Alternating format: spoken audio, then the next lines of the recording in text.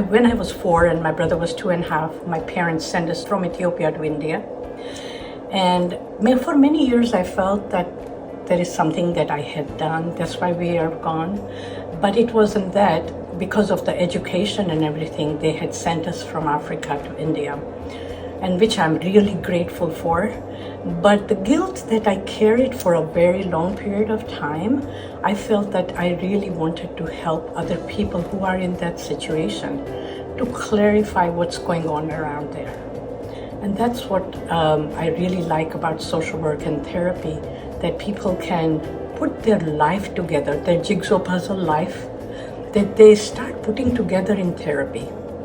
And they said, oh, it was not all my fault. This is what was going on. So that's how I fell in love with this profession. And I'm doing this for 50 years. Next year, 2025, will be 50 years. When I started, it was more like caseworker.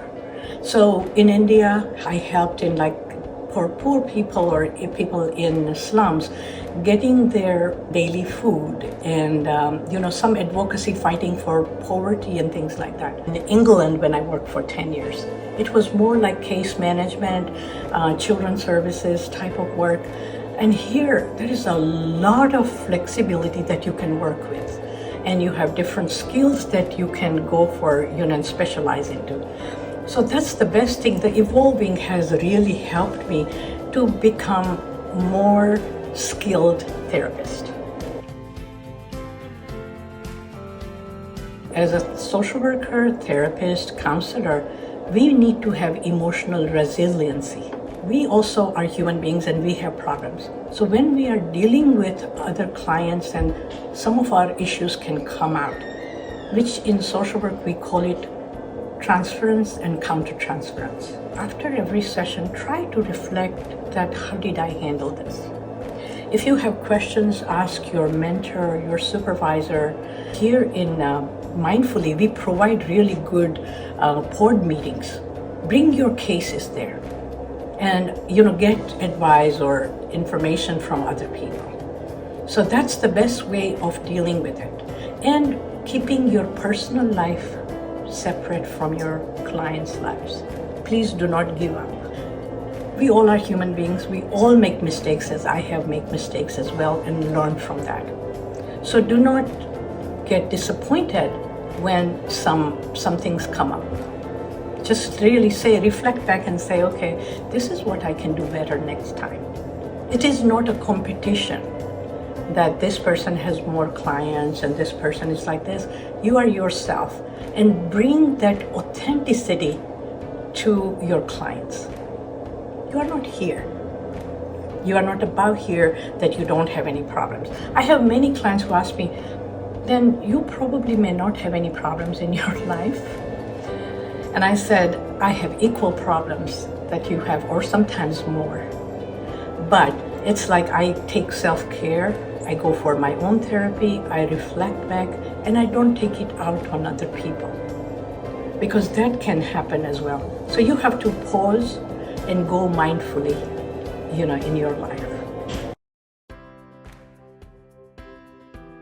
Like a year ago, I had an 18-year-old client whose mother brought me. He had autism. He was not doing well in school. First, I thought it is impossible. How am I going to work, with autism, not having much experience? But mindfully, co-workers gave me some tips. I read about autism and I started working with him. I had some sessions with his mom as well.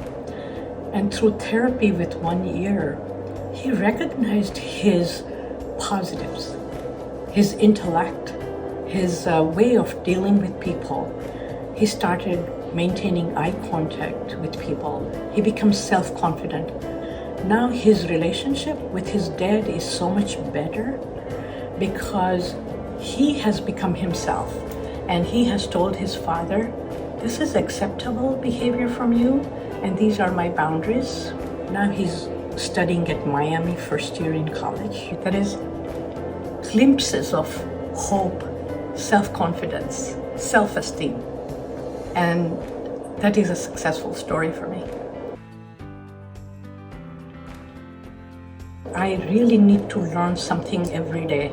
If I have to learn from other people, if I have to go for some training, I will do it to any difficult clients and will learn anything. If I have good health, I want to work until I can, 80 to 85, with the same enthusiasm, same learning, and same hope. I may make mistakes, right? But I will bounce back because there is so much to learn. I cannot say that I know about everything. I learn from my clients. I will ask them, what worked in this session? I asked him, and he said, you're listening to me. Your empathetic ears, and you're validating my feelings. Nobody has validated my feelings except my mom. So that, what I want to give advice to one, younger therapist. The case may look difficult, but when your empathy touches your client's heart, it becomes heart-to-heart conversation. That's what we have to do. Now I'm 72, end of my career, I'm able to travel for 2 months. And there are so many good co-workers who would see my clients at that time, the administrative staff here, the co-workers, the board leaders, Pam, that she also wrote a beautiful supportive letter for myself. So it's not only me who has done this work, and Mindfully is a wonderful place to work for. So I'm so thankful and blessed at the end of my life that I'm able to do what I really like to do, at the same time able to travel and take some time off. Thank you Mindfully very much.